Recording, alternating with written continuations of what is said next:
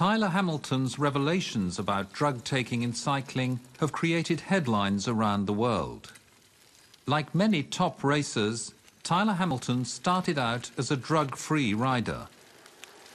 But when he joined the US Postal Service team, he saw veteran riders getting preferential treatment.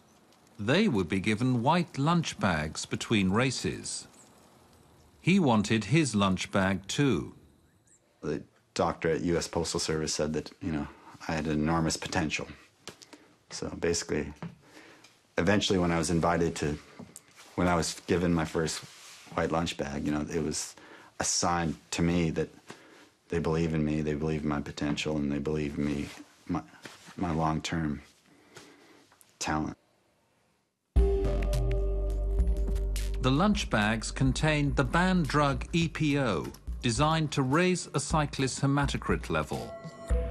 Your hematocrit's a percentage of red blood cells in your body. Your red blood cells carry oxygen to your muscles. So basically, the higher your red blood cell percentage, the better your muscles are going to operate under stress. So in layman's terms, the more red blood cells you have, the faster you're going to ride a bike. So what was the doctor's solution to raising those levels? Yeah, a couple months before, maybe a month and a half before my first Tour de France, it was EPO. Under UCI rules at the time, riders were allowed a hematocrit level of 50%, but no higher. Tyler Hamilton says doctors would tell riders what their glow time was with different drugs. You were given the limits on, what product how long you'd glow for, how long you'd test positive for. So as long as you played by what the team doctors told you, it was more or less at the time, it was pretty easy to pass these tests. I passed a couple hundred doping controls myself, When Lance Armstrong joined the US Postal Service team in 1998, following his recovery from cancer, he shared a room with Tyler Hamilton. Did you both talk about drugs together? We did.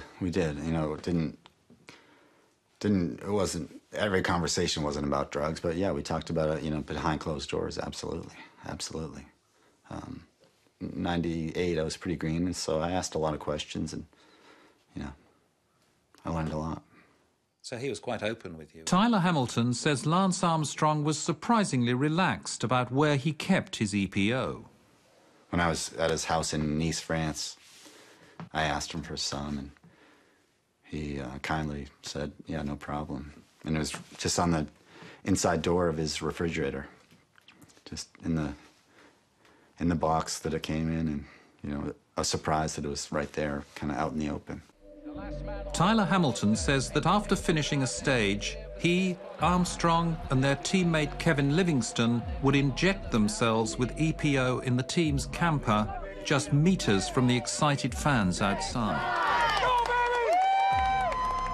That was nerve-wracking because you're right there in the heart of the Tour de France, thousands and thousands of people hovering around the team camper, and we had this performance-enhancing drug, so I remember just trying to get rid of it as quickly as possible because, there was one for Lance, one for Kevin, and one for myself. And, you quickly just stuck it in, got rid of it, and then it was quickly hidden away, typically in like a Coke can. All three vials would go into a Coke can and would crush it, give it to a team doctor to dispose.